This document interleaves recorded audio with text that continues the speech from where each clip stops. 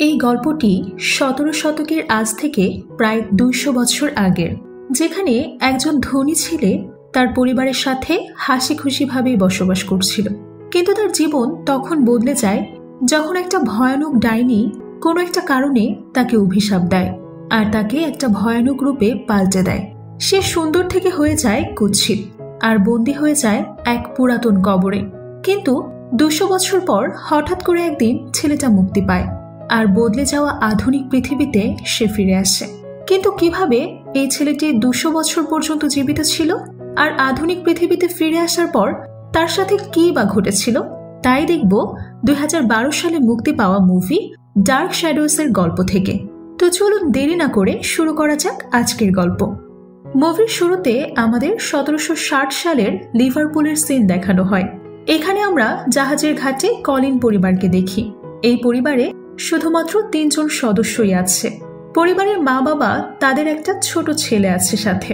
এই ছোট ছেলেটার নাম বার্নাবাস। বার্নাবাস এই মুভির লিড ক্যারেক্টার। তো বার্নাবাস অনেক ধনী পরিবার থেকে বিলং করে। এখানে অ্যাঞ্জেলিক নামের একটা ছোট মেয়ে বার্নাবাসকে বারবার দেখছিল। তখন পাশে থাকা একটা মহিলা বলে, তোমাকে কতবার বলেছি তাকে এভাবে ঘুরে ঘুরে না দেখতে, তুমি নিজের স্থান ভুলে যেও না। বার্নাবাসের ফ্যামিলি অন্য একটা শহরে যাচ্ছিল, কারণ বার্নাবাসের বাবার সমুদ্রে ফিশিং বিজনেস ছিল আর তারা আমেরিকা থেকে কিছু দূরে সমুদ্রের পাশে একটা শহর বানিয়েছে, যার কারণে এখন তারা সেখানেই যাচ্ছে। আর শহরটার নাম হচ্ছে কলিন্সপোর্ট। নিজেদের ব্যবসার পরিধি আরো বাড়ানোর জন্যই তারা লিভারপুল ছেড়ে কলিন্সপোর্টে যাচ্ছিল। কিছুক্ষণের মধ্যেই জাহাজ চলতে শুরু করে। বার্নাবাসের বাবা তাকে এখানে বলে যে সবচেয়ে মূল্যবান সম্পদ হচ্ছে পরিবার, তাই সবসময় তোমাকে নিজের পরিবারের খেয়াল রাখতে হবে। পরের সিনে দেখানো হয় কলিন্সপোর্টে বার্নাবাসের বাবা তাদের থাকার জন্য একটা বাড়ি বানিয়েছে। আর এই বিশাল বাড়িটা দেখতে বিলাসবহুল প্রাসাদের মতো। এই প্রাসাদটির নাম রাখা হয়েছে কলিনউড। এটি বানাতে ১৫ বছর সময় লেগেছে। তো ১৫ বছর ধরে বার্নাবাস তার ফ্যামিলি কলিন্সপোর্টেই ছিল। এখন তাদের ফিশিং বিজনেস আরো বড় হয়ে গেছে। তাদের কোম্পানি এখন শহরের অনেক বড় একটা কোম্পানিতে পরিণত হয়েছে। শহরের বড় বড় ব্যবসায়ীরা তাদের সম্মান করে চলে। বার্নাবাস তো এখন বড় হয়ে গেছে, দেখতে সুদর্শনও হয়েছে। সুদর্শন বার্নাবাসের সাথে ভুলবশত রিলেশন হয়ে যায় তাদের বাড়ির কাজের মেয়ে অ্যাঞ্জেলিকের সাথে। আর এটাই ছিল সেই অ্যাঞ্জেলিক যে ছোটবেলা থেকেই বার্নাবাসকে পছন্দ করত। এভাবে দিন ভালোই কাটছিল। এমনি একদিন অ্যাঞ্জেলিক বার্নাবাসকে বলে যে আমি তোমাকে অনেক ভালোবাসি আর এখন আমি তোমাকে বিয়ে করে তোমার সাথে পুরো জীবনটা কাটাতে চাই। কিন্তু বার্নাবাস বিয়ে করতে না করে দেয়, কারণ তারা অনেক সম্ভ্রান্ত পরিবারের ছিল। তাই বার্নাবাসের বাবা কখনোই অ্যাঞ্জেলিককে মেনে নিবে না। তাই বার্নাবাস অ্যাঞ্জেলিককে বলে, আমাকে ক্ষমা করে দাও, আমি মিথ্যা বলতে পারবো না। অ্যাঞ্জেলিক বার্নাবাসের কথা শুনে খুব রেগে যায়। রেগে গিয়ে অ্যাঞ্জেলিক বার্নাবাসকে একা করে দেওয়ার জন্য কালো জাদু করে। অ্যাঞ্জেলিক আসলে একটা ডাইনি, এই ব্যাপারে কেউ কিছুই জানতো না। কালো জাদু করে অ্যাঞ্জেলিক বার্নাবাসের বাবা মাকেও মেরে ফেলে। অ্যাঞ্জেলিক কালো জাদু করে প্রাসাদের একটা মূর্তি তাদের উপর ফেলে দেয়, যার কারণে তারা মারা যায়। সবার মনে হচ্ছিল এটা হয়তো কোনো দুর্ঘটনা হবে, কিন্তু বার্নাবাসের বিশ্বাস ছিল যে এটা কোনো দুর্ঘটনা না, এটা আসলে কালো জাদুর প্রভাব। এজন্য সে কালো জাদুর বই পড়তে শুরু করে। এরকম করে আরো কিছুদিন কেটে যায়। এরই মধ্যে বার্নাবাসের জোসেট নামের একটা মেয়ের সাথে পরিচয় হয়। বার্নাবাস বুঝতে পারে এটাই তার সত্যিকারের ভালোবাসা, কারণ জোসেটও তাকে অনেক বেশি ভালোবাসে। কিন্তু বার্নাবাস আর জোসেটের ভালোবাসা দেখে অ্যাঞ্জেলিকের সহ্য হয় না। এজন্য সে আবারও কালো জাদুর সাহায্য নেয়। এইবার সে জোসেটকে নিজের বশে নিয়ে ফেলে। এই বশে নেওয়ার ফলে জোসেট অ্যাঞ্জেলিকের কথা মতোই কাজ করতে শুরু করে। আর অ্যাঞ্জেলিক বার্নাবাসকে একটা অভিশাপও দেয়। অভিশাপটা হলো বার্নাবাস যাকেই ভালোবাসবে সেই মারা যাবে। পরের দিনে আমরা জোসেটকে দেখি, সে অ্যাঞ্জেলিকের বশে এসে তার কথা মতো একটা উঁচু পাহাড়ের উপর চলে যায়। এই উঁচু পাহাড়ের নাম উইডোশেল। বার্নাবাসও তার পিছু পিছু যেতে শুরু করে। কিন্তু বার্নাবাসের সেখানে পৌঁছানোর আগেই জোসেট পাহাড় থেকে লাফ দিয়ে সুইসাইড করে ফেলে। এভাবে চোখের সামনে নিজের ভালোবাসাকে শেষ হতে দেখে বার্নাবাসও সেখান থেকে লাফ দেয়। কিন্তু এত উঁচু থেকে নিচে পড়ার পরেও বার্নাবাসের কিছুই হয় না, কারণ অ্যাঞ্জেলিক তাকে অভিশাপ দিয়ে একটা ভ্যাম্পায়ারে পাল্টে দিয়েছে, যাতে সে চিরকাল তার দুঃখ কষ্ট নিয়েই অমর হয়ে থাকে। অন্যদিকে এখন অ্যাঞ্জেলিক বুঝে গিয়েছে যে বার্নাবাস কখনোই তার হবে না, তাই সে নতুন ফোন দিয়ে আঁটতে শুরু করে। এজন্য সে গ্রামের লোকদেরকে তার পক্ষ নিয়ে এসে তাদেরকে নিয়ে বার্নাবাসের প্রাসাদে যায়। গ্রামের লোকেরা যখন জানতে পারে বার্নাবাস একটা ভ্যাম্পায়ার, তখন তারা সবাই মিলে তাকে টেনে হিচড়ে একটা কফিনে বন্দি করে ফেলে, আর এরপর তারা সেই কফিনটিকে মাটির নিচে দাফন করে দেয়। এভাবেই 200 বছর কেটে যায়। এরপর আমাদের 1972 সালের সিন দেখানো হয়। এখানে আমরা ভিক্টোরিয়া নামের একটা মেয়েকে দেখি। সে ট্রেনে করে কলেজ পোর্টে যাচ্ছিল, কিন্তু সে কেন এত বছর পর কলেজ পোর্টে যাচ্ছে তা আমরা পরে জানতে পারবো। তো ট্রেন থেকে নেমে ভিক্টোরিয়া একটা গাড়িতে লিফট নেয়। এরপর সে কলিন প্রাসাদে এসে পৌঁছায়। প্রাসাদটা একেবারেই শান্ত নীরব ছিল। প্রাসাদের দরজার সামনে যে নক করার পরে বিলি নামের একজন লোক তার জন্য দরজা খুলে দেয়। বিলি প্রাসাদে কাজ করে। ভিক্টোরিয়া তাকে নিজের পরিচয় দেয়। বিলি ভিক্টোরিয়াকে ভেতরে আসতে বলে। প্রাসাদের ভেতরে যেয়ে ভিক্টোরিয়া বলে, প্রাসাদটা তো অনেক সুন্দর। বিলি বলে, প্রাসাদটা তো অনেক সুন্দর, কিন্তু চারপাশে অনেক ধুলাবালি ছড়িয়ে রয়েছে, কারণ এলিজাবেথ ম্যাম প্রাসাদের জন্য কোনো টাকা খরচ করে না। তো ভিক্টোরিয়া প্রাসাদে ঢোকার সময় দেওয়ালের মধ্যে বার্নাবাসের একটা ছবি দেখতে পায়। এটা দেখে সে বিলিকে জিজ্ঞেস করে, এটা কে? তখন সেখানে এলিজাবেথ নামের একটা মহিলা আসে। তো আপনাদের বলে রাখা ভালো যে বংশ পরম্পরায় এলিজাবেথও কলিন পরিবারেরই সদস্য। এলিজাবেথ ভিক্টোরিয়াকে বলে যে দেয়ালের ছবিটা বার্নাবাসের। সে কলিন পরিবারের একজন মহান আর সৎ সদস্য ছিল। এলিজাবেথ কিছুদিন আগে নিউজ পেপারে ছাপিয়েছিল যে তাদের প্রাসাদের জন্য একজন কেয়ারটেকার প্রয়োজন, যে ডেভিডের খেয়াল রাখতে পারবে, যার কারণে ভিক্টোরিয়া এখানে কেয়ারটেকার হিসেবে এসেছে। তো ডেভিডকে তা আমরা কিছুক্ষণ পরেই জানতে পারবো। এলিজাবেথ ভিক্টোরিয়াকে বলে, এই প্রাসাদের 200টা রুম রয়েছে, বেশিরভাগ রুমই এখন বন্ধ অবস্থায় আছে। এলিজাবেথ এবার ভিক্টোরিয়াকে প্রাসাদের অন্য সদস্যদের সম্পর্কে বলতে শুরু করে। এলিজাবেথ বলে, এত বড় প্রাসাদে আমরা অল্প কয়েকজনই থাকি। তো এখানে আমি, আমার মেয়ে ক্যারোলিন আর আমার ভাই রাজার আর তার ছেলে ডেভিড থাকে। আরো কয়েকজন রয়েছে, আমি তাদের সাথে তোমাকে পরবর্তীতে পরিচয় করিয়ে দেব। ভিক্টোরিয়া এবার এলিজাবেথকে ডেভিডের মায়ের ব্যাপারে জিজ্ঞেস করে। এতে এলিজাবেথ বলে, সমুদ্রের মধ্যে পড়ে ডেভিডের মায়ের মৃত্যু হয়েছে, কিন্তু আজ পর্যন্ত ডেভিড এই ব্যাপারটা মেনে নেয়নি। তার মনে হয় সে তার মাকে দেখতে পায়, আর সে তার সাথে কথাও বলতে পারে। যাই হোক, তুমি এসব বুঝবে না। ভিক্টোরিয়া বলে, কেন? এলিজাবেথ বলে, আমি এখন তোমাকে কিছু প্রশ্ন করতে চাই, কিছু মনে করো না, সেগুলো তোমার অ্যাপ্লিকেশনে ছিল না। এলিজাবেথ বলে, তোমার প্রেসিডেন্টের ব্যাপারে কি মনে হয়? ভিক্টোরিয়া বলে, আমি তো তার সাথে কখনো দেখা করিনি। এবারে এলিজাবেথ তাকে জিজ্ঞেস করে, তুমি যুদ্ধ সম্পর্কে কি জানো? ভিক্টোরিয়া বলে, আমি তো টিভি দেখি না। এরপর এলিজাবেথ ভিক্টোরিয়াকে তার মেয়ে ক্যারোলিনের সাথে দেখা করার জন্য নিয়ে যায়। ক্যারোলিন একটু দুষ্ট প্রকৃতির মেয়ে। পরের সিনে দেখানো হয় রাতের বেলা সবাই ডিনার টেবিলে বসে আছে। এলিজাবেথ এখানে ভিক্টোরিয়াকে রাজার সাথে পরিচয় করিয়ে দেয়, আর এই ডিনার টেবিলে একজন সাইকিয়াট্রিস্টও দেখানো হয়।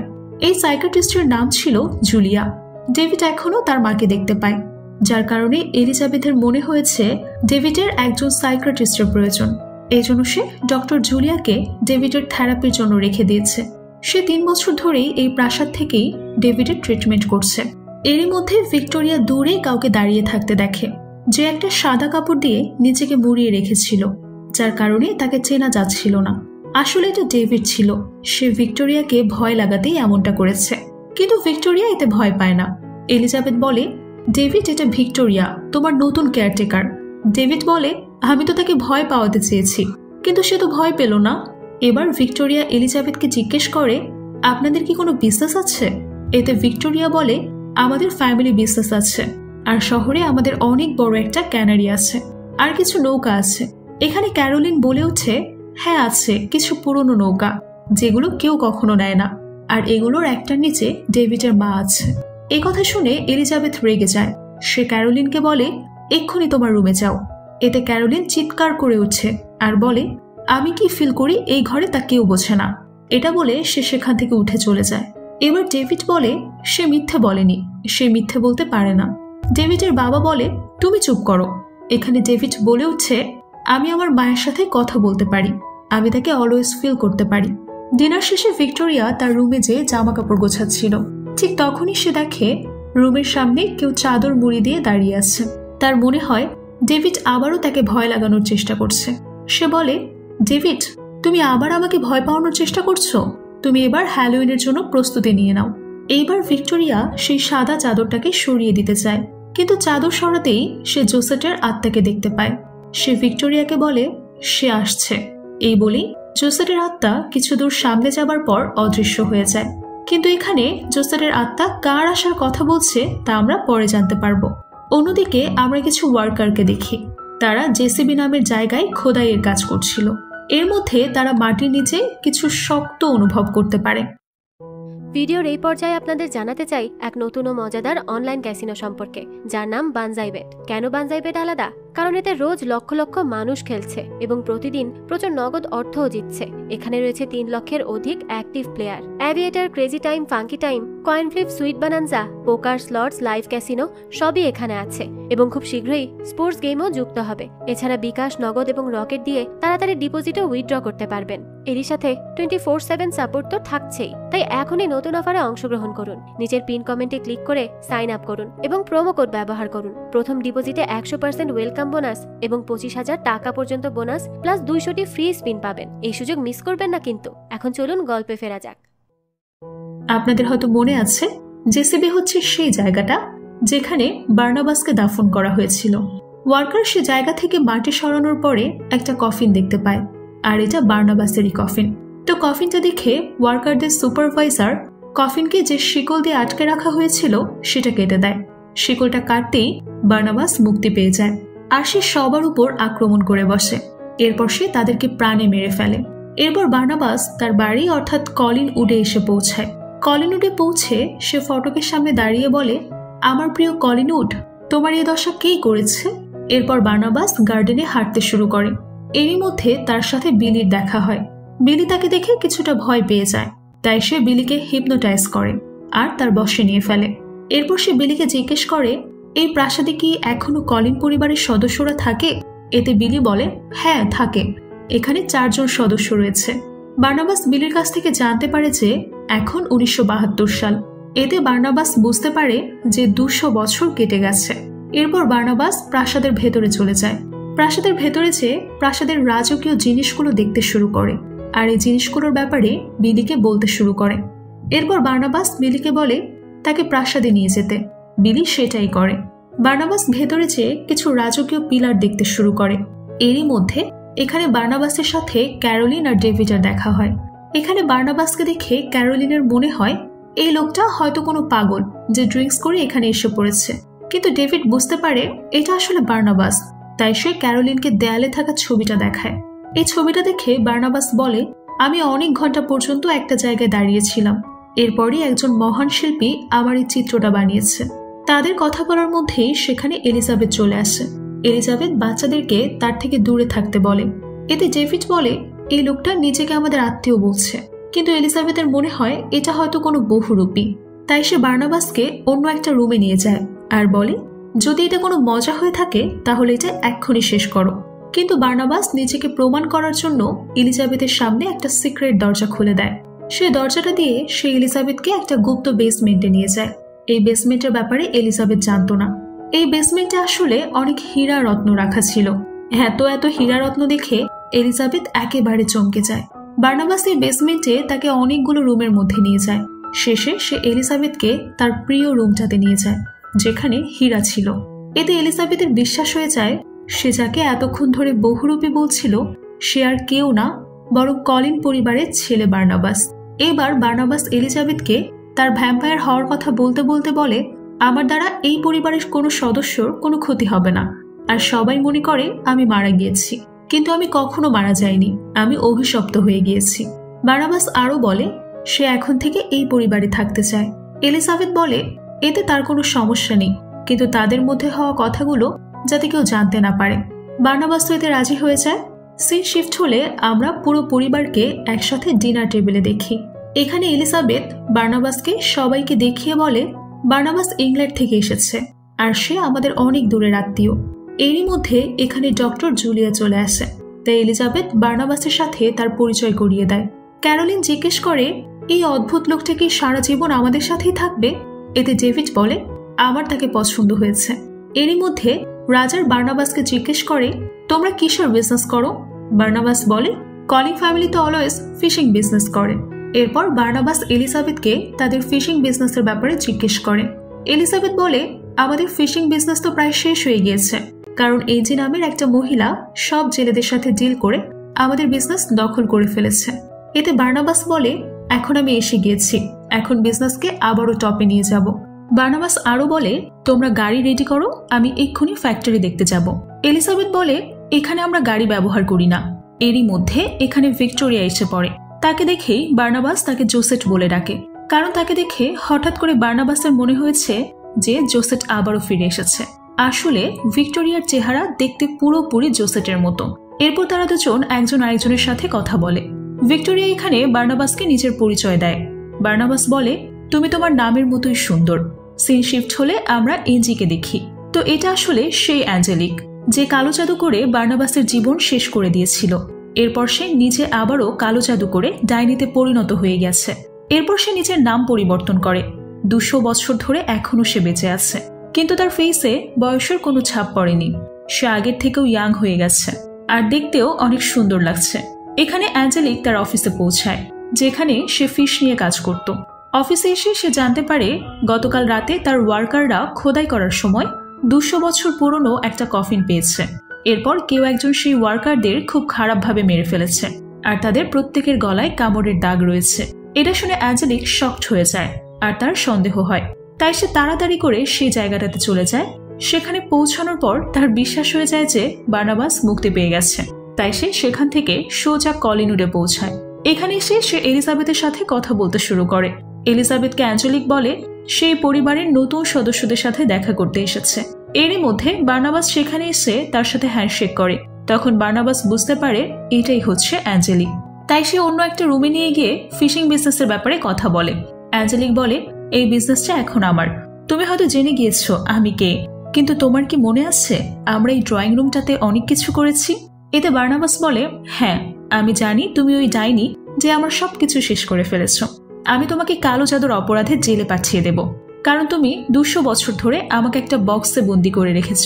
অ্যাঞ্জেলিক তখন বলে, তুমি এরকম কিছুই করতে পারবে না, তোমার উপর কেউ বিশ্বাসই করবে না, কারণ আমি 200 বছর থেকে বিভিন্ন রূপ নিয়ে এই সমাজে অনেক সম্মানের সাথে বসবাস করছি, আর কলিন্সপোর্ট এখন আমার। বার্নাবাস বলে, তোমার নাম হয়তো বদলে গিয়েছে, কিন্তু তোমার ভেতরে থাকা শয়তান এখনো বদলায়নি। এই কথা শুনে অ্যাঞ্জেলিক রেগে যায়। রেগে গিয়ে সে বার্নাবাসের উপর সূর্যের আলো ফেলে। এতে বার্নাবাস ভয় পেয়ে যায়, কারণ সে এখন ভ্যাম্পায়ার। যাওয়ার সময় অ্যাঞ্জেলিক বলে, যেসব লোকেরা সূর্যের আলোকে ভয় পায় তারা আবার কিছুই করতে পারবে না। তার যাওয়ার পর বার্নাবাস এলিজাবেথকে অ্যাঞ্জেলিকের ব্যাপারে সবকিছু বলে দেয়। বার্নাবাস বলে, এটা সেই ডাইনি যে আমার বাবা মা ভালোবাসা সবকিছু কেড়ে নিয়েছে, কিন্তু আমি কিছুই করতে পারিনি। তাকে এমন ভেঙে পড়তে দেখে এলিজাবেথ তাকে মোটিভ করে। সে বার্নাবাসকে বলে, তুমি তোমার বিজনেস আবারও শুরু করতে পারো আর তোমার পরিবারকে আবারও সমাজের উঁচু স্থানে নিয়ে যেতে পারো। তুমি চেষ্টা করলেই সেটা পারবে, আর তোমাকে এখন প্রতিশোধ নেওয়ার জন্য লড়াই করতে হবে। বার্নাবাস তেমনটাই করতে শুরু করে। বার্নাবাস প্রথমে তার প্রাসাদ নতুন করে সাজাতে শুরু করে আর দেওয়ালগুলোর মধ্যে সুন্দর সুন্দর পেইন্টিং করে, তার প্রাসাদকে জাঁকজমকপূর্ণ করে ফেলে। এরই মধ্যে একটা মজার ঘটনা ঘটে। একদিন ক্যারোলিন টিভি দেখছিল, তখন বার্নাবাসের মনে হয় টিভির ভেতর থেকে কেউ তার উপর আক্রমণ করতে আসছে। তাই সে চিৎকার করতে শুরু করে। এটা দেখে ক্যারোলিন অনেক ডিস্টার্বড হয়। আর 200 বছর ধরে কফিনে থাকতে থাকতে বার্নাবাসের কফিনে থাকার অভ্যাস হয়ে গেছে, তাই সে নিজের জন্য একটা কফিন বানিয়ে এনেছে। পরের স্থানে দেখানো হয় বার্নাবাস নিজের বিজনেসের পরিধি বাড়ানোর জন্য বিলিকে সাথে নিয়ে বড় বড় জেলেদের সাথে দেখা করে। এরপর সে জেলেদেরকে হিপনোটাইজ করে, যার কারণে জেলেরা অ্যাঞ্জেলিকের কাজ ছেড়ে বার্নাবাসের পরিবারের জন্য কাজ করতে রেডি হয়ে যায়। আর এভাবেই বার্নাবাসের ফিশিং বিজনেস আবারও ঘুরে দাঁড়ায়। একদিন বার্নাবাস সে সিক্রেট রুমটা থেকে কিছু টাকা নিয়ে বের হচ্ছিল, আর সে এমনটা করার সময় রাজা দেখে ফেলে, কিন্তু সে কিছুই জিজ্ঞেস করে না। সেই শিফট হলে দেখানো হয় বার্নাবাস ক্যারোলিনের রুমের মধ্যে উকি দিচ্ছে, আর সেখানে থাকা একটা ল্যাম্প দেখে বার্নাবাস অদ্ভুতভাবে তাকে বোঝার চেষ্টা করছিল সেটা আসলে কি জিনিস। তাকে এমনটা করার সময় ডক্টর জুলিয়া দেখে ফেলে। এ কারণে জুলিয়ার বার্নাবাসের উপর সন্দেহ হয়, তাই সে বার্নাবাসের সম্পর্কে জানার ইচ্ছে থেকে তার সাথে কথা বলতে শুরু করে। জুলিয়া বার্নাবাসকে বলে, আমি একজন সাইকিয়াট্রিস্ট, আমি চিকিৎসা করে যে কোনো সমস্যা দূর করতে পারি। এরপর সে বার্নাবাসকে হিপনোটাইজ করে তার ব্যাপারে সবকিছু জেনে নেয়। জুলিয়া এটাও জেনে যায় যে বার্নাবাস একটা ভ্যাম্পায়ার। এইবার এই ব্যাপারে জুলিয়া এলিজাবেথের সাথে কথা বলে। সে এলিজাবেথকে বলে, আমি বার্নাবাসের ব্যাপারে সবকিছু জেনে গিয়েছি, আর সে একটা ভ্যাম্পায়ার এটা জানার পরও তুমি কেন তাকে এখানে থাকতে দিয়েছো? এলিজাবেথ জুলিয়াকে ব্যাপারটা গোপন রাখতে বলে আর বলে তার কারণে ঘরের কোনো সদস্যর কোনো ক্ষতি হবে না, তাই সে এখানে থাকতে পারে। তো এরই মধ্যে বার্নাবাস আর ভিক্টোরিয়ার মধ্যে ভালো সম্পর্ক হয়ে গিয়েছে। রাতের বেলা তারা দুজন সেই লোকদের সাথে আড্ডা দিচ্ছিল যারা ভিক্টোরিয়াকে লিফট দিয়েছিল। সবাই ঘুমিয়ে পড়ার পর বার্নাবাস সেই লোকদের রক্ত শুষে নেয়। পরের স্থানে বার্নাবাসকে ক্যারোলিনের সাথে দেখা যায়, যাকে দেখে ক্যারোলিন বলে আমি তোমার সাথে কথা বলতে চাই না। সে ক্যারোলিনকে বলে তুমি ভয় পেও না, আমি তোমার কাছে সাহায্যের জন্য এসেছি, আমাকে শেখাও কিভাবে বর্তমান পৃথিবীতে ভালোবাসা হয়। ক্যারোলিন তাকে বলে তোমাকে প্রথমে নিজের লুক আর এই অদ্ভুত আচরণ চেঞ্জ করতে হবে, এরপর একটা সাধারণ মানুষের মতো থাকতে হবে, যাতে তোমার সাথে কথা বলতে মানুষ স্বাচ্ছন্দ্য বোধ করবে, যাতে তাদের তোমাকে পছন্দ হয়। এসব কিছু করার পরে ভালোবাসা কিভাবে হয় তা তুমি ধীরে ধীরে শিখে যাবে। পরের দিন আমরা ডক্টর জুলিয়াকে দেখি। সে এখানে বার্নাবাসের শরীর থেকে ব্লাড বের করছিল। সে তার শরীরের সমস্ত ভ্যাম্পায়ারের রক্ত বের করে। আসলে সে বার্নাবাসকে এটা বিশ্বাস করিয়ে ফেলেছিল যে তার শরীরে মানুষের রক্ত পুশ করে দেবে, এতে সে আবারও মানুষে পরিণত হয়ে যাবে। তাই বার্নাবাস ডক্টর জুলিয়ার কাছে তার ব্লাড পরিষ্কার করতে এসেছে। জুলিয়া তাকে বলে তুমি কেন আবারও মানুষ হতে চাও? তুমি তো ভাগ্যবান, কারণ তুমি অমর, আর এদিকে আমি দিনের পর দিন বুড়ি হয়ে যাচ্ছি। বার্নাবাস মানুষ হতে চায় কারণ সে ভিক্টোরিয়াকে পেতে চায়, তাই সে ডক্টর জুলিয়াকে বারবার বলে যে আমাকে মানুষ বানিয়ে দাও। সিন শিফট হলে আমরা সমুদ্রের তীরে বার্নাবাস আর ভিক্টোরিয়াকে একসাথে দেখি। তারা সমুদ্রের সময় কাটাচ্ছিল। তাদেরকে দেখে মনে হচ্ছিল তারা একজন আরেকজনকে পছন্দ করতে শুরু করেছে। অন্যদিকে অ্যাঞ্জেলিককে দেখানো হয়। সে তার বিজনেসের সব বোর্ড মেম্বারদের সাথে মিটিং করছিল। সেখানে সবাই অ্যাঞ্জেলিককে বলে আমাদের বিজনেস ধীরে ধীরে নিচে নেমে যাচ্ছে, কারণ বার্নাবাস নতুন করে তার বিজনেস শুরু করেছে আর বেশিরভাগ মানুষই তার জন্যই কাজ করছে। এসব শুনে জুলিয়া তার লোকদেরকে বলে বার্নাবাসের সাথে আমার মিটিং অ্যারেঞ্জ করো। এরপর তার লোকেরা বার্নাবাসকে অ্যাঞ্জেলিকের সাথে মিটিং করার জন্য ডাকে। সন্ধ্যাবেলা বার্নাবাস অ্যাঞ্জেলিকের সাথে মিটিং করতে আসে। অ্যাঞ্জেলিক তখন তাকে একটা চেক দিয়ে বলে তুমি ফিশিং বিজনেসটা ছেড়ে দাও, কিন্তু বার্নাবাস এতে রাজি হয় না। অ্যাঞ্জেলিক তাকে ম্যানিপুলেট করে, সাথে ইন্টিমেট হয়ে যায়। এরই মধ্যে অ্যাঞ্জেলিক বার্নাবাসকে একসাথে বিজনেস করার অফার দেয়, কিন্তু এরপরও বার্নাবাস রাজি হয় না, কারণ অ্যাঞ্জেলিক তার সাথে যা করেছে সে কখনোই তা ভুলতে পারবে না। অ্যাঞ্জেলিক বলে তুমি আমার কথায় রাজি হয়ে যাও, না হলে আমি আবারও তোমাকে শেষ করে দেব। অন্যদিকে ভিক্টোরিয়াকে দেখানো হয়। সে রাতের বেলা একটা স্বপ্ন দেখে। এখানে সে তার ছোটবেলার ফ্ল্যাশব্যাক দেখতে পায়। আসলে ছোটবেলা থেকেই ভিক্টোরিয়া জোসেটের আত্মাকে দেখতে পেত। সে জোসেটের আত্মার সাথে কথাও বলতো, কিন্তু তার বাবা মা তাকে মেন্টালি সিক মনে করত, যার কারণে তারা তাকে মেন্টাল হসপিটালে পাঠিয়ে দেয়। এরই মধ্যে আচমকা ভিক্টোরিয়া ঘুম থেকে জেগে ওঠে। সে তার সামনে জোসেটের আত্মাকে দেখতে পায়। জোসেটকে দেখে সে তার পিছু যেতে শুরু করে। কিছু দূর যাওয়ার পর সে আত্মাটা প্রাসাদে থাকা ঝাড়বাতির উপরে উঠে সেখান থেকে ঠিক সেভাবে লাফ দেয় যেভাবে সে আত্মহত্যা করেছিল। পরের দিন বার্নাবাস সবার সম্মতি নিয়ে ঘরের মধ্যে একটা পার্টি করে। সেখানে সে শহরের অনেক মানুষকে ইনভাইট করে। পার্টি যখন চলছিল তখন বার্নাবাস দেখে ডেভিড একটা রুমের বাইরে দাঁড়িয়ে আছে। সে বার্নাবাসকে বলে তার বাবা কাউকে ভেতরে যেতে মানা করেছে। এতে বার্নাবাস বুঝে যায় নিশ্চয়ই রাজা ভেতরে কিছু করছে। এবার রুমের ভেতরে সিন দেখানো হয়। রুমের মধ্যে ডেভিডের বাবা রাজা একটা মেয়েকে নিয়ে এসেছে। এই মেয়েটার সাথে রাজার সম্পর্ক। এই সব কিছু বার্নাবাস জানালা দিয়ে দেখে ফেলেছে। সে দেখে রাজা সেই মেয়েটার সাথে রোম্যান্স করছে। অন্যদিকে ভিক্টোরিয়া প্রাসাদের বারান্দায় দাঁড়িয়েছিল। বার্নাবাস সেখানে যেয়ে তাকে ভেতরে যেতে বলে, কিন্তু এখানে ভিক্টোরিয়া তাকে তার শৈশবের কাহিনী বলতে শুরু করে। সে বলে ছোট থেকে আমি একটা মেয়ের আত্মা দেখতে পেতাম, কিন্তু আমার বাবা মা আমাকে পাগল মনে করত, যার কারণে আমার ছোটবেলা অনেক কষ্টের মধ্যে কেটেছে। কিন্তু একদিন সেই আত্মাটা আমাকে কলিনুটে আসার রাস্তা দেখিয়েছে। আর এখানে তোমার সাথে দেখা করার পর আমার মনে হচ্ছে আমি তোমাকে যুগ যুগ ধরে চিনি। হয়তো এটা আমার ভাগ্য ছিল যে তোমার সাথে আমার দেখা হয়েছে, আর তোমাকে এখন আমার আপন মনে হয়, আর আমি তোমাকে ভালোবাসতে শুরু করেছি। বার্নাবাস বলে আমিও তোমাকে ভালোবাসি। এখানে তারা দুজন একজন আরেকজনকে কিস করে। তাদের দুজনকে এরকম করার সময় অ্যাঞ্জেলিক দেখে ফেলে, আর তার আবারও সহ্য হয় না। অ্যাঞ্জেলিক আসলে এখানে ইনভাইটেশন ছাড়াই এসে পড়েছিল। তাকে বাইরে বিলি আটকানোর পরেও সে জোর করে ভেতরে এসে পড়েছে। এরপর বার্নাবাস ডক্টর জুলিয়ার কাছে যায়। সে যেয়ে দেখতে পায় ডক্টর জুলিয়া এখানে নিজের শরীরে বার্নাবাসের রক্ত পুশ করছে। এটা দেখে বার্নাবাস বুঝে যায় ডক্টর জুলিয়া তাকে মানুষ বানাতে নয়, বরং নিজে অমর হতে তার শরীর থেকে ব্লাড নিয়ে নিজের শরীরে পুশ করেছে। জুলিয়াকে বার্নাবাস বলে কলিন পরিবার তোমাকে বিশ্বাস করে, আর তুমি তাদের সাথে বিশ্বাসঘাতকতা করছো।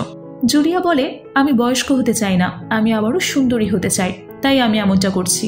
এটা জানতে পেরে বার্নাবাস রেগে যায় আর জুলিয়াকে প্রাণে মেরে ফেলে, কারণ জুলিয়া বার্নাবাসের শরীর থেকে অনেক ব্লাড বের করে ফেলেছে। জুলিয়াকে মারার পর বার্নাবাস বিলিকে সাথে নিয়ে জুলিয়ার ডেড বডি পানিতে ফেলে দিতে বের হয়। আর সে বিলিকে বলে, যদি তুমি এই ব্যাপারে কখনো কাউকে কিছু বলেছ তাহলে আমি তোমাকেও প্রাণে মেরে ফেলবো। এরপর তারা একটা নৌকায় উঠে পড়ে। শুধু যাওয়ার পর তারা সেই ডেড বডিটা পানিতে ফেলে যায়। পরের দিনে আমাদেরকে রজারকে দেখানো হয়। সে প্রাসাদের গোপন দরজাটা খোলার চেষ্টা করছে। এরই মধ্যে সেখানে বার্নাবাস পৌঁছে যায়। আসলে রাজার আচরণ দেখে বার্নাবাস আগেই বুঝে গিয়েছিল যে সে শুধুমাত্র টাকার জন্যই ডেভিডের মাকে বিয়ে করেছে। এজন্য সে রজারের উপর খুব রেগে যায়। বার্নাবাস এবার রাজাকে দুটো অপশন দেয়। প্রথমটা হচ্ছে তাকে কলিনউড থেকে একজন ভালো বাবার মতো ডেভিডের খেয়াল রাখতে হবে, আর দ্বিতীয়টা হচ্ছে গুপ্তধন থেকে অনেকগুলো টাকা নিয়ে এখান থেকে চলে যেয়ে একা জীবন কাটাতে হবে। রাজা এখানে ডেভিডকে ছেড়ে দিয়ে টাকাটা বেছে নেয়। এরপর সে প্রাসাদ ছেড়ে চলে যায়। নিজের বাবাকে চিরকালের জন্য চলে যেতে দেখে ডেভিড ভীষণ কষ্ট পায় আর দৌড়ে তার রুমের দিকে যাচ্ছিল। তখন সিঁড়ির সাথে তার পা ধাক্কা খায়, যার কারণে একটা বড় জিনিস তার উপর পড়তে নেয়। কিন্তু বার্নাবাস তাকে চোখের পলকে বাঁচিয়ে নেয়। এটা দেখে সবাই ভয় পেয়ে যায়, কারণ বার্নাবাস যে কাজটা করেছে এটা কোনো সাধারণ মানুষ করতে পারে না। আর এখানে তার উপর সূর্যের আলো পড়ার কারণে তার শরীরে আগুন লেগে যায়। বিলি এসে তার গায়ে পানি ঢেলে দেয়। এবার এখানে সবাই জেনে যায় যে বার্নাবাস একটা ভ্যাম্পায়ার। এটা দেখে ভয়ে সেখান থেকে সবাই চলে যায়। ভিক্টোরিয়াও বুঝে যায় যে বার্নাবাস কোনো মানুষ না, তাই ভিক্টোরিয়াও তার থেকে দূরে সরে যায়। সবাইকে এভাবে দূরে সরে যেতে দেখে বার্নাবাস অ্যাঞ্জেলিকের কাছে যায় আর সে অ্যাঞ্জেলিককে বলে তাকে অভিশাপ থেকে মুক্ত করে দিতে। কিন্তু অ্যাঞ্জেলিক এর জন্য না করে দেয় আর তাকে দুটো অপশন দেয়। প্রথমটা হচ্ছে সে তার সাথে বিজনেস করে একটা প্রেমিকের মতো থাকবে, আর দ্বিতীয়টা হচ্ছে নয়তো সে তাকে চিরকালের জন্য কফিনে বন্দি করে দেবে। এটা শুনে বার্নাবাস তার প্রস্তাবে রাজি হয় না। বার্নাবাস বলে, তোমাকে প্রথমবার ভালোবেসে আমি ভুল করেছি। তুমি একটা ডাইনি, তোমার সাথে কখনোই আমি ডিল করব না। তোমার সাহায্যেরও আমার কোনো প্রয়োজন নেই। এ কথা শুনে অ্যাঞ্জেলিক ভীষণ রেগে যায়। তাই সে বার্নাবাসকে তার কথা দিয়ে উস্কিয়ে ডক্টর জুলিয়ার ব্যাপারে জিজ্ঞেস করে, কারণ সে জেনে গিয়েছিল বার্নাবাস ডক্টর জুলিয়াকে মার্ডার করেছে। এতে রেগে গিয়ে বার্নাবাস বলে, হ্যাঁ, আমি ডক্টর জুলিয়াকে খুন করেছি। এরপর রেগে বার্নাবাস সেখান থেকে চলে যেতে শুরু করে। বার্নাবাস যখন অ্যাঞ্জেলিকের অফিস থেকে বের হয়, অ্যাঞ্জেলিক তাকে তার জাদু দিয়ে কফিনে বন্দি করে। তারপর তার পুরো শরীর শিকল দিয়ে বেঁধে দেয়। এরপর অ্যাঞ্জেলিক তার লোকদেরকে সাথে নিয়ে বার্নাবাসকে কোথাও নিয়ে যাওয়ার জন্য বের হয়ে পড়ে। যাওয়ার সময় অ্যাঞ্জেলিক বার্নাবাসের ফিশিং ফ্যাক্টরিতে আগুন লাগিয়ে দেয়। এরপর অ্যাঞ্জেলিক বার্নাবাসকে একটা ঘন জঙ্গলে নিয়ে যেয়ে তার কফিন একটা ভাঙা ঘরের মধ্যে রেখে দেয়। যাওয়ার সময় অ্যাঞ্জেলিক বার্নাবাসকে বলে, তোমার হয়তো আমার ব্যাপারে ভাবার জন্য আরো সময়ের প্রয়োজন, তাই তুমি কফিনে আরো 1 শতক বন্দি থাকো। অ্যাঞ্জেলিকের যাওয়ার পরই সেখানে ডেভিড চলে আসে। ডেভিডকে আসলে এখানে তার মায়ের আত্মা পাঠিয়েছে। সে এসে বার্নাবাসকে এটা বলে। বার্নাবাস বলে, তুমি আগে আমার শিকল খুলে দাও। এ কথা শুনে ডেভিড তাকে মুক্ত করে দেয়। এরপর বার্নাবাস ডেভিডকে সাথে নিয়ে প্রাসাদের দিকে যেতে শুরু করে। অন্যদিকে কলিন ফিশিং ফ্যাক্টরিতে আগুন লাগার কারণে সেখানে পুলিশ আর অনেক লোক এসে পড়েছিল। এর মধ্যে অ্যাঞ্জেলিক এসে পুলিশের কাছে যায় আর পুলিশের থেকে মাইক নিয়ে সবাইকে বার্নাবাসের রেকর্ডিং শুনিয়ে নেয়, যেখানে বার্নাবাস ডক্টর জুলিয়ার মার্ডারের কথা স্বীকার করেছে। অ্যাঞ্জেলিক পুলিশকে বলে বার্নাবাস একটা খুনি আর সবচেয়ে বড় অপরাধী তার পরিবার, যারা এই ব্যাপারটা লুকানোর চেষ্টা করেছে। এরপর অ্যাঞ্জেলিক পুলিশকে নিয়ে কলিনে উঠে পৌঁছায়। এখানে ক্যারোলিন আর এলিজাবেথ দাঁড়িয়ে ছিল। অ্যাঞ্জেলিক পুলিশকে বলে এদেরকে গ্রেফতার করে ফেলো, কারণ এরা একটা খুনিকে নিজের ঘরে জায়গা দিয়েছে। এখানে বার্নাবাস পুলিশের সামনে এসে বলে, আমাকে যা শাস্তি দেওয়া হবে আমি তা মাথা পেতে নেব। এটা বলেই সে পুলিশ আর শহরের সব মানুষের সামনে অ্যাঞ্জেলিকের গলার মধ্যে কামড় বসিয়ে দেয়। কিন্তু এতে অ্যাঞ্জেলিকের কিছুই হয় না।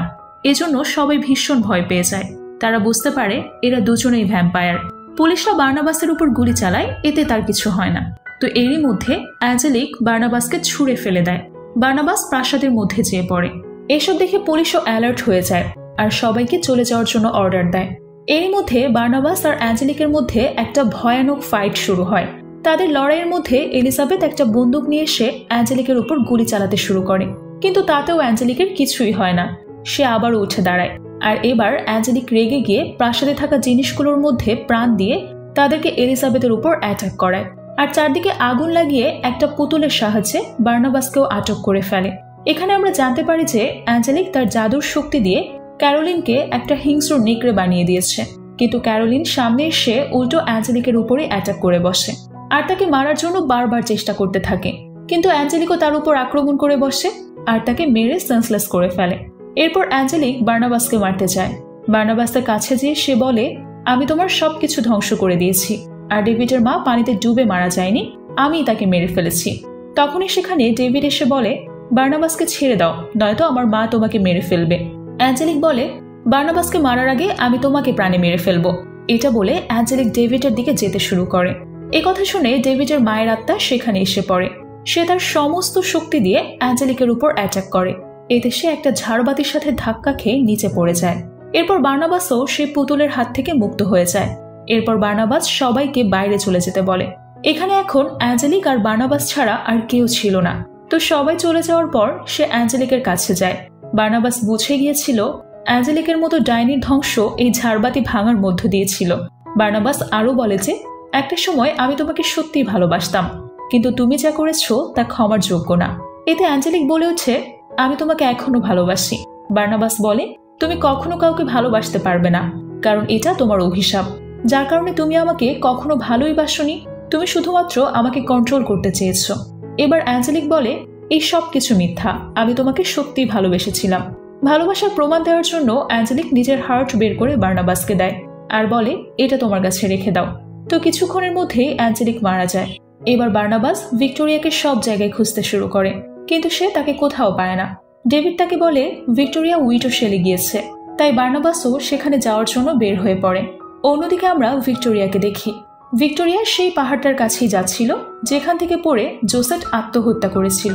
আসলে ভিক্টোরিয়া জেনে গিয়েছিল যে বার্নাবাস একটা ভ্যাম্পায়ার, আর একটা সাধারণ মানুষ আর ভ্যাম্পায়ার কখনোই এক হতে পারবে না। এইবার বার্নাবাস তাকে খুঁজতে খুঁজতে তাড়াতাড়ি সেই পাহাড়ে এসে পৌঁছায় আর পড়ার আগেই তাকে ধরে ফেলে। বার্নাবাস বলে, আমি তোমাকে দ্বিতীয়বার হারাতে পারবো না, কিন্তু জোসেফ বলে, আমরা দুজন কখনোই এক হতে পারবো না, কারণ আমি একজন সাধারণ মানুষ। এখন শুধুমাত্র একটাই রাস্তা আছে, তুমি আমাকে নিজের মতো ভ্যাম্পায়ার বানিয়ে নাও। কিন্তু বার্নাবাস এর জন্য রাজি হয় না। এরপর ভিক্টোরিয়া সে পাহাড় থেকে নিচে পড়ে যায়। তাকে বাঁচানোর জন্য বার্নাবাসও লাফ দেয়। এবার সে ভিক্টোরিয়াকে মাটিতে পড়ার আগেই কামড় দিয়ে ফেলে। এতে ভিক্টোরিয়া নিচে পড়ার পরেও মারা যায় না, বরং সে ভ্যাম্পায়ারে পরিণত হয়। এবার তারা দুজন একজন আরেকজনকে দেখে খুশি হয়ে যায়, কারণ দুজনই এখন একই রকম হয়ে গিয়েছে। আর এখন এভাবেই তারা চিরকাল একসাথে থাকতে পারবে। তাই দুজনই দুজনকে জড়িয়ে ধরে কিস করতে শুরু করে। এবার মুভির শেষে আমাদেরকে সমুদ্রের গভীরে ডক্টর জুলিয়ার ডেড বডি দেখানো হয়। এখানে জুলিয়ার চোখ খুলে যায়, কারণ বার্নাবাস তাকে কামড় দিয়ে মেরেছিল, যার কারণে সেও এখন একটা ভ্যাম্পায়ার হয়ে গিয়েছে। আর এখানেই এই অসাধারণ মুভিটি শেষ হয়ে যায়।